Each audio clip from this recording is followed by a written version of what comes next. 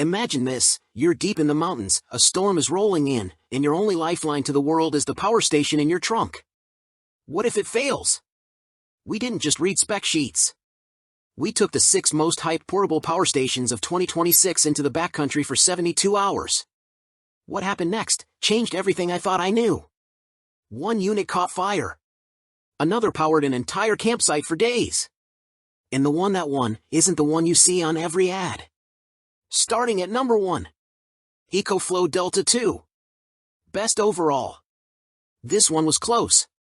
While the Anker SOLIX C1000 had a slightly better efficiency rating for the large appliance test and long-term storage test, when it came down to powering my grow light, the EcoFlow Delta 2 lasted over an hour longer. I decided to weigh the grow light test more because I think it reflects how most people use portable stations, to provide a steady stream of low-wattage power into things like a laptop or smartphone. If that's what you value, then the EcoFlow Delta 2 is the unit for you. Both the USB-C ports on the EcoFlow Delta 2 were capable of 100 Ws of output, which is handy if you are using a newer USB-C cable for your laptop. I was also impressed with how little additional energy it lost out of the 5 unused AC ports. I wish the AC ports were on the same side of the unit as the USB ports and information panel, but there are certainly situations where it's handy to have the cords configured at the back of the power station. Number 2. Anker SOLIX C1000. Best for solar generators. The Anker SOLIX C1000 was a very close second to the EcoFlow Delta 2. It had a higher percentage of energy efficiency against its stated watt-hour potential in the large appliance test and long-term storage test. While it had a more accurate reading in both tests with a fresh charge, it turned off with still 2% left on the onboard display after the long-term storage test.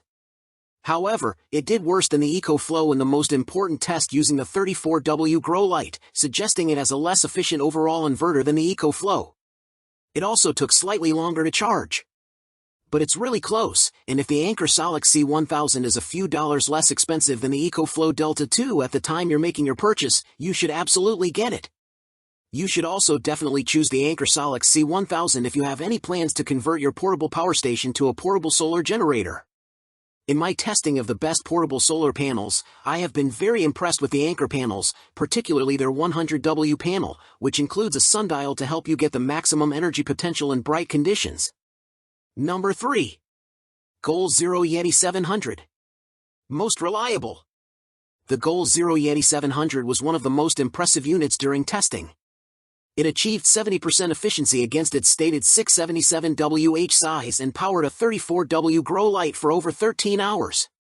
While the Lion Energy Summit just squeaked by with the most efficient overall time, it was still showing 8% power left in the unit when it suddenly shut off. Compare that to the Grecell Yeti 700, which lasted for a surprisingly long time even when the display still had it clocked at 1%. In my final test after long-term storage, the Grecell Yeti 700 ran my dehumidifier for 10 minutes while only showing 1% power left. Unlike other units I tested, the Grecell Yeti 700 also shows the power being used by the power station. Number 4. Bluetti AC180.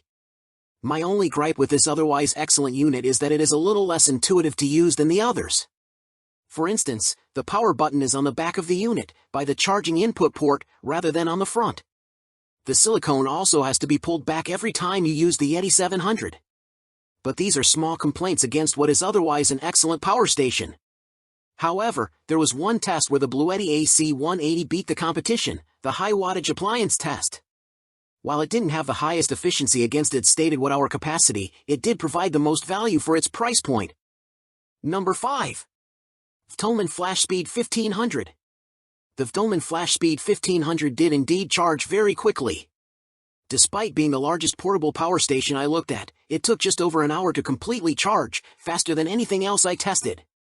If you need to charge up and move a power station to a different location multiple times a day, this is an option worth looking at. Unfortunately, it had low efficiency compared to other units I looked at, using just under 50% of its available energy to power my grow light before tapping.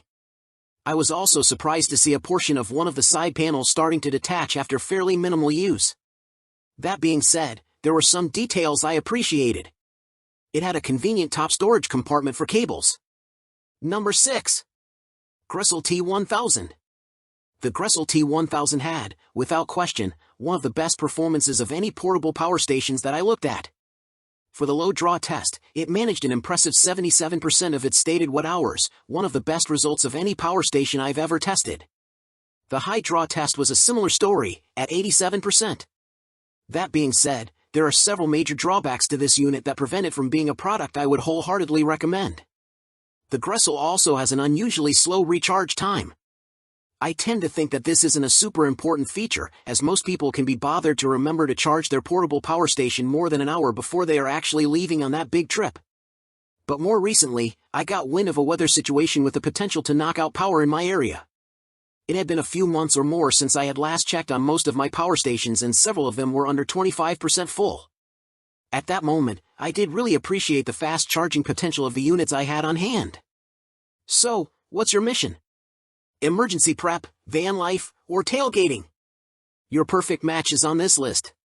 To make it foolproof, every single power station, solar panel, and essential cable link is live in the description below, all updated for 2026. If this real-world test saved you from a costly mistake, crush that like button. Share this with someone who needs reliable power off-grid. And subscribe with the bell, because next week we're stress testing 2020 SIXS solar generators in a simulated blackout, and the results will save your sanity.